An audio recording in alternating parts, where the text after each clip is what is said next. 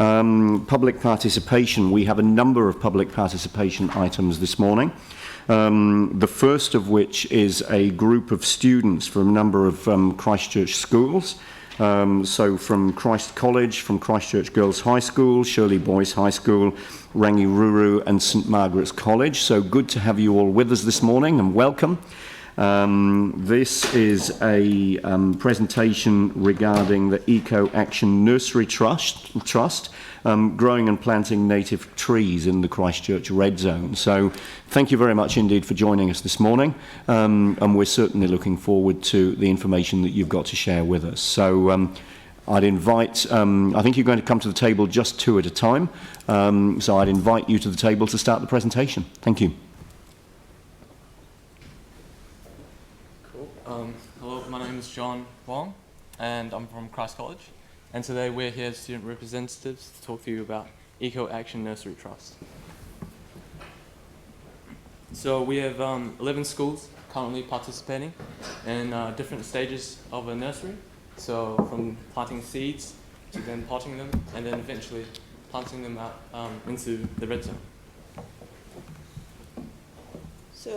So far this year we've had 3 community tree plantings where we take the trees that are grown in the schools and we've planted them out in the red zone so far in QE2 and at Kaimara Crescent, and that's made up of the students from the schools and their families and also some community participation as well.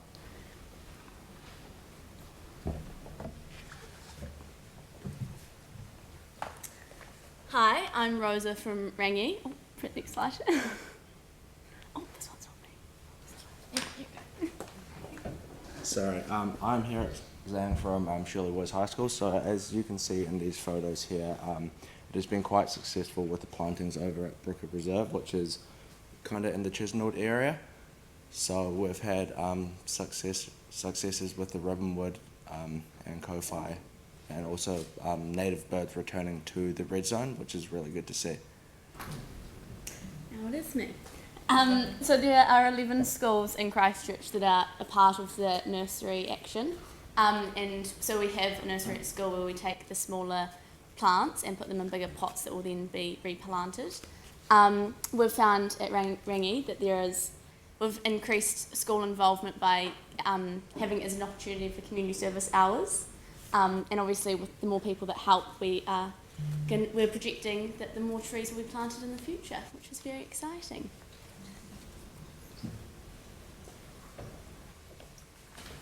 Hi, I'm Will Law from Christ College. So this is a list of the sponsors and schools affiliated with the trust. I remember when I was year 9, 2 or 3 years ago, there were only 3 or 4 schools involved, and so it's a very vastly growing project right now. And sponsors involved CLS, Canterbury Landscapes, CCC Parks Community Partnership, Enviro Waste, Isaac's Construction, Shirley Boys High School, Christ College, Rangi and St Margaret's, Mowing the Red Zone, Tiki Wines and Mainline Tanks and Drums, as well as INZ.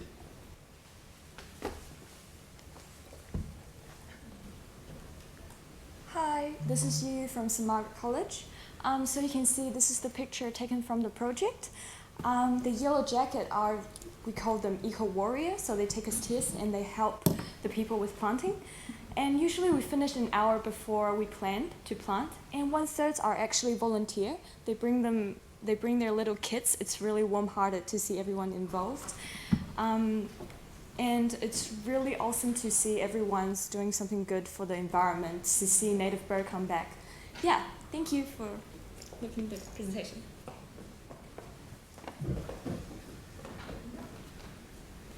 Hello, my name is David Newton. I'm a member of the Eco Action Nursery Trust. I'd just like to take this opportunity to thank the Christchurch City Council Parks Department for putting so much effort and being so collaborative in supporting our actions, and hopefully that will continue as we continue to involve more schools in coming years. Hi, just wondering if anybody has any questions about the project. So we've got a minute or so left. So Aaron, yep. Yeah, just one of the native trees in particular can have quite a valuable crop for honey. What percentage is manuka being planted?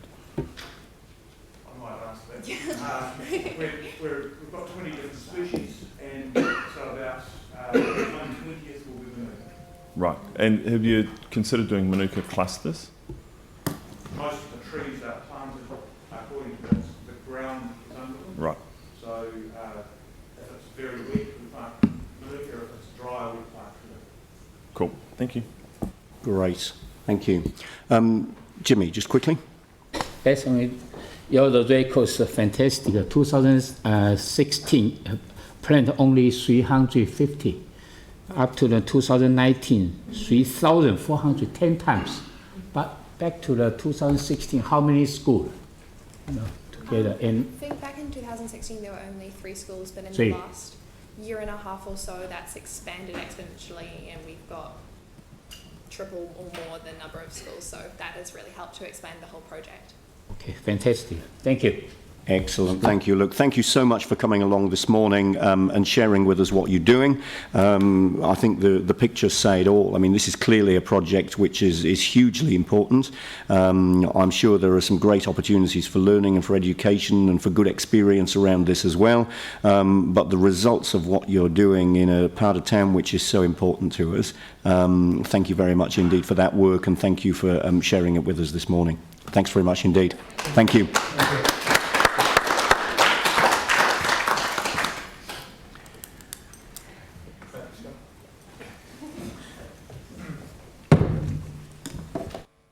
Thank you.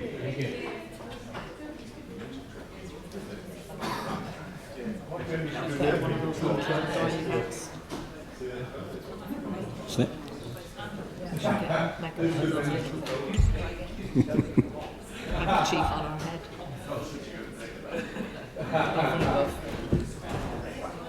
Great, thank you very much indeed. So now moving to item 3.1.2, Tanya Didham and Christine Hickey on behalf of Greening the Red Zone regarding the Avon-Otakaro River Corridor and Greening the Red Zone. So again, thank you for joining us. Great to have you with us. And you have 5 minutes for this presentation. Thank you. Thank you very much. Kia ora. Let me find my bit of paper that I actually wanted to read up. That group was amazing. We love Eco Action. They're doing incredible work. Dave Newton's incredible. We're representing Greening the Red Zone, but also actually Avon-Otakaro Forest Park, who obviously couldn't be here today. We assume you've all read the letter that we sent on the 11th of August, which was highlighting our concerns. So just briefly, won't go through all of it again. We represent the trees and the plants and animals that can't speak for themselves in the red zone. Not to exclude other ideas or groups, but to ensure that ecosystem restoration is the foundation and fabric of the corridor.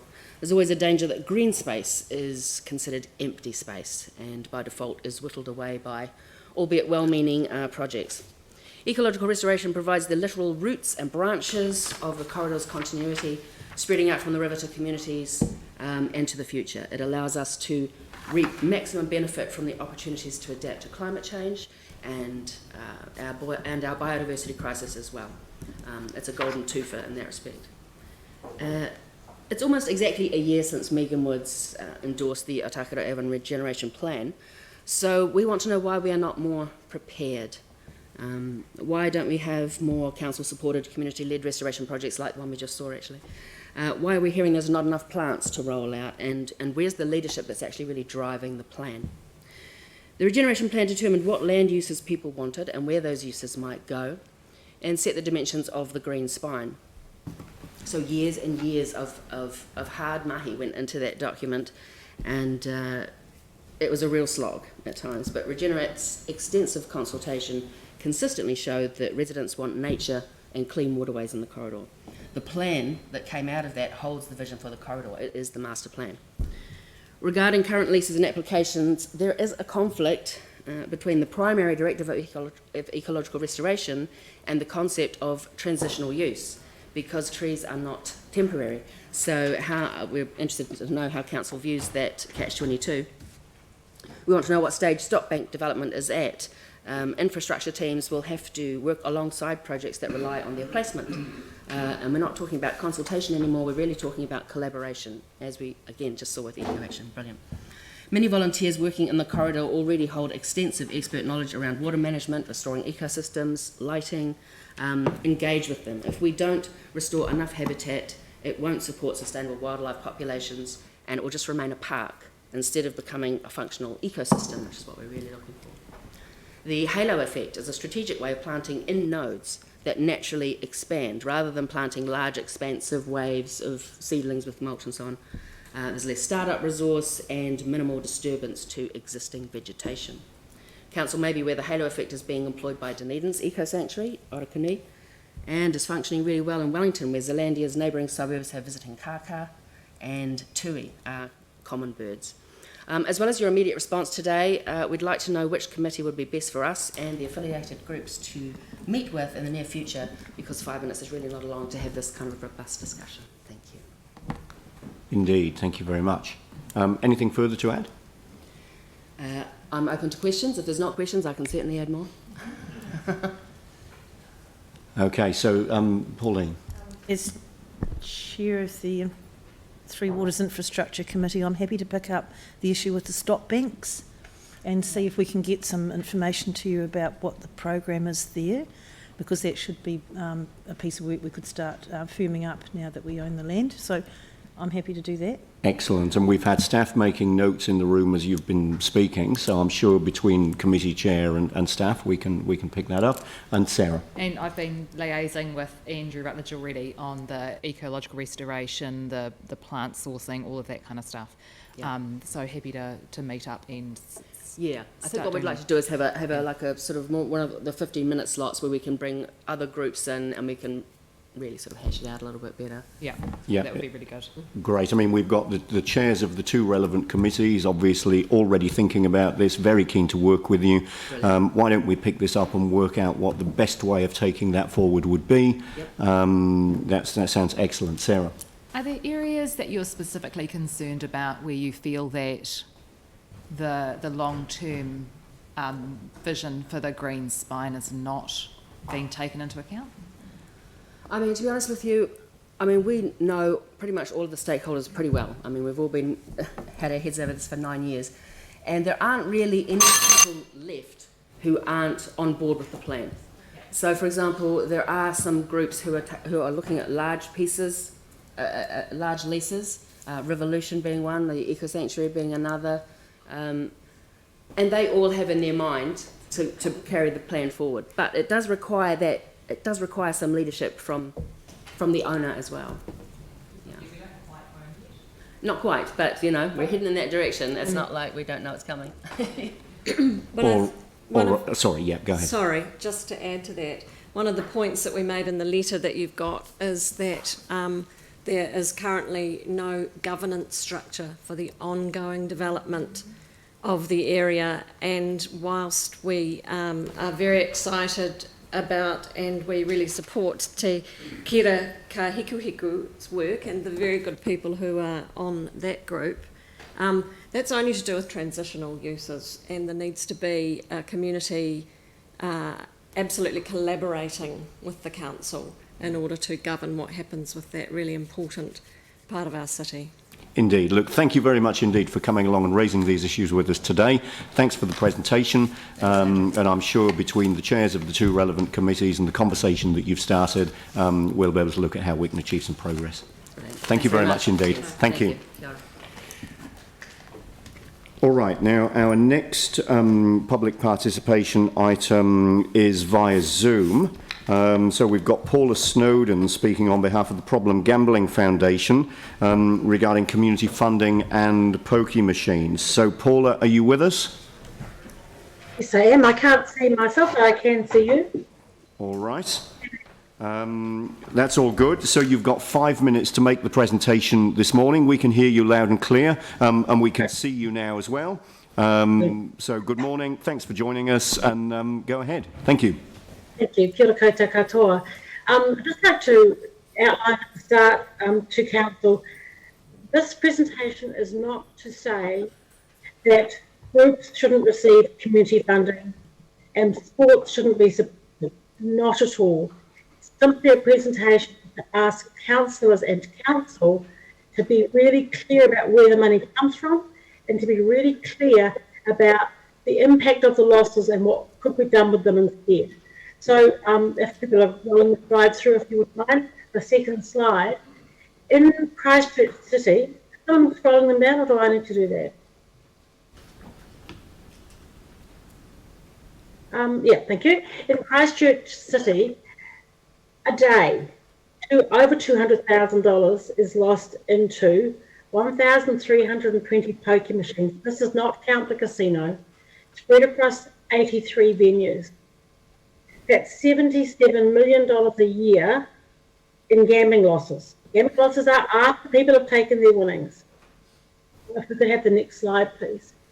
Of that over $200,000, 30% of gambling losses are from problem gambling. Only a very small number of people actually play the pub pokies more than once a year, and only 3.7 play the pub pokies regularly. So a small number of people who are losing over $200,000 a day. The 37 of the 83 venues are in the more deprived areas of your city. So a small number of people losing all this money, also in the venues that are in the smallest areas, the most impoverished areas of your city. It's a complex system. The 1,320 pokie machines are spread across 83 venues run by a range of trusts. We are not challenging whether the trust should or shouldn't exist. They are societies, they have purposes. But the money is coming out of the poorer areas. It's $200,000 a day, and it's important. I'll go down to the second slide, next one down, number 5. The $77 million that is lost a year, 46.2 million of those losses go into the system. So if you're wanting to support communities and community support, you really need to be asking ourselves as the country, because this picture is true all over New Zealand, ask ourselves, is that the best way to fund community? If the 14 million, wonderful, 46 million is getting lost in the system and Christchurch is not benefiting from that. The next slide. Of the 14, we collect this information on where grants, on which trusts pay what grants, and it's based on the information that they publish with the Department of Internal Affairs. So sometimes there'll be little variances in how much money on particular times because of the timing of the posting of the information, but the picture doesn't change year on year. This is about what it is for Christchurch. Those are the trusts and those are the types of grants. The Air Rescue Service, by the way, also funds work in Upper Hutt, which is a city north of Wellington. Upper Hutt loses $25,000 a day, and there's 46,000 people in the city. Just to remind you of the harm, this is well established and well known, but it doesn't impact fairly. So the next slide down, number 8, Māori are 2.5 times the rate of gambling harm, Pacific 2.3, Asian twice. People who live in the poor, lower income and poorer communities spend 3 times more on gambling than people who live in affluent communities. This is a layer upon layer upon layer of harm that is embedded in the system. The next slide down, we often hear that without pokies will be the end of the hospitality industry, that the hospitality industry produces more employment. It does, but pokies are not allowed to be used to have the hospitality industry viable. It is against the law. The hospitality industry has to be viable in its own right. And we argue that if all of that money, if that $77 million a year was being spent in the productive part of the economy, you would have more employment and more spend in the hospitality industry. And the next slide down, please. The NZAR report that we in the Salvation Army commission indicate that the retail sector generates approximately 4 jobs per $1 million in sales, diverting $77 million in gambling losses has the potential for 308 jobs, of which 123 could be in Christchurch retail. The population that loses this money in gambling don't spend discretionary income, they spend their entire income. That income will be diverted into housing, household consumables, service industry, motor vehicles. It will go into areas of the economy that you want to flourish and that you want to be successful. Because the community funding model as it is now sucks out 60% of those gambling losses into a system, we say it's just simply not efficient. Now, what do you do about that? How do you say, well, let's make community funding and community sport sustainable? Let's make it fair and transparent. Well, there are things we can do about that. And the white paper that I distributed to you earlier suggests the transition so that we can unpick this and try and make it fairer. And if you have a good policy, which we encourage the council to adopt, look first at where the money is lost and who's losing it, not just where it goes. Remember that 60% of the losses from gamblers go into the system. Only 40% can get distributed. Commit to reducing the numbers of pokie machines. Don't permit venue relocations or club mergers. And there's a provision in the Act, Section 314, which has never been used. And it's what really hamstrings councils who want good public health approach to gambling in their community. The Secretary of the Department of Internal Affairs can ask the Minister to not permit pokie machines in all sorts of areas besides, for example, but in areas of high deprivation. You could transition out of pokie machines by exercising this provision, and as you transition out of pokies in the poor areas, that money will be spent in other places in the economy. Now, I am going to need to interrupt. I'm sorry, we're well over the 5 minutes set aside, but thanks very much indeed for the presentation. Some of the slides you've put in front of us certainly illustrate the story that you're telling very, very well and well understood. And thanks also for supplying documents that we've had uploaded to our system here to read prior to this presentation as well. So thank you very much indeed for joining us this morning. Thanks for your time. Thank you.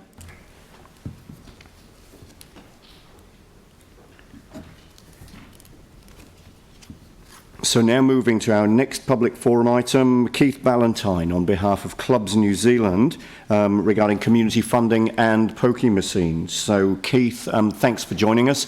You also have 5 minutes for this presentation. Thank you. Thank you very much for the opportunity, and it's always a bit hard to follow Problem Gambling Foundation when you want to talk about the other side.